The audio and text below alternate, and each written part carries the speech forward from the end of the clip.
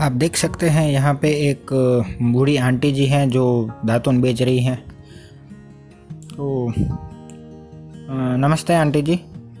हमने आंटी जी को नमस्ते किया और उनको पूछा कि ये दातुन आप कितने में बेच रही हैं। तो उन्होंने बताया कि ये जो लंबी वाली सली है बबूल की, वो 5 रुपये की एक है, और दूसरी करंज की जो छोटी वाली है वो वैसे तो 2 रुपये की एक है, पर वो 10 की 6 देती है सबको।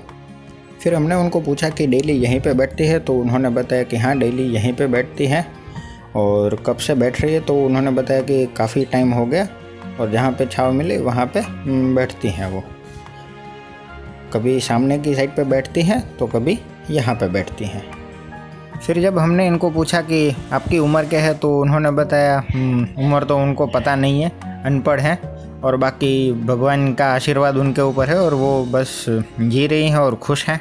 पीने का क्या करती हैं जब हमने पूछा, तो इन्होंने बताया कि खाने पीने का तो कुछ है नहीं। सुबह 10 बजे आती हैं, शाम को 7 बजे तक रहते हैं। कुछ धंधा हुआ तो दोपहर को खा लेते हैं, बाकी फिर कुछ छोटा मोटा हो गया तो ठीक है, बाकी फिर रात को ही खाना, और फैमिली में अकेली हैं। फिर हमने उनको पूछा कि ये बबूल की जो पूरी गड्डी है इसका कितना लेंगी आंटी जी, तो उन्होंने बताया कि ये बबूल की जो पूरी गड्डी है वो 100 रुपये में देंगी पूरी, कुल मिला के। फिर हमने पूछा कि दूसरी जो गड्डी है उसके कितने होंगे, तो पूरा उन्होंने बताया 50 रुपये। दूसरी छोटी गड्डी के 50 रुपये, बड़ी वाली के 100 रुपये। फिर हमने बोला कि दोनों को मिला के 150 रुपये। तो आंटी जी ने बताया जी हाँ 150 रुपये होगा टोटल, ठीक है। तो फिर हमने बोला कि ये सब हमें चाहिए तो हमें दे दीजिए। तो आंटी जी सिर हिला रही है, फिर सोच रही है कि पता नहीं ये क्या चल रहा है। फिर उस टाइम पे मेरे पास 500 रुपये ही थे, तो मैंने आंटी जी को दिए। तो आंटी जी बोल रही कि बेटा मेरे पास छुट्टे नहीं है, छोटा मोटा व्यापार करते हैं। तो फिर हमने सोचा कि चले कहीं से छुट्टे का जुगाड़ करते हैं। तो अब हम निकल लिए छुट्टे का जुगाड़ करने आसपास की दुकान से। बाजू की दुकान पे मैं गया, मैंने पूछा उनको कि भाई साहब अगर छुट्टा है 500 का तो दे दीजिए। उन्होंने बताया रुको थोड़ा, अभी ग्राहक है, थोड़ी देर में चेक करके बताता हूँ। अभी भाई साहब अपने ग्राहक को निपटा रहे हैं और मैं उनकी राह देख के बैठा हूँ, क्योंकि छुट्टा है नहीं, ना मेरे पास ना आंटी जी के पास। अब वो चेक कर रहे हैं, पर उन्होंने बताया कि उनके पास भी कुल मिला के 250 रुपये ही हैं, पूरे 500 का छुट्टा उनके पास भी नहीं है, क्योंकि ये सुबह तकरीबन 11 साढ़े 11 का टाइम था। उसके बाद वहाँ पे एक सज्जन मिल गए जो देख रहे थे कि ये क्या चल रहा है, तो उन्होंने हमें 500 के छुट्टे दे दिए। और यही वो शख्स हैं जिन्होंने संकट समय में हमारी मदद की।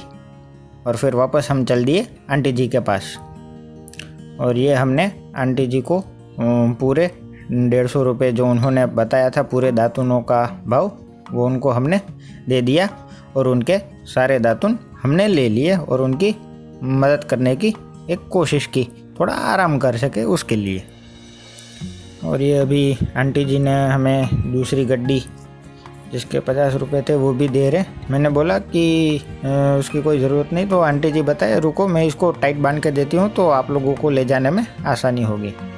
तो आप देख सकते हैं आंटी जी इसको अच्छे से हमारी मदद के लिए बांध रही हैं।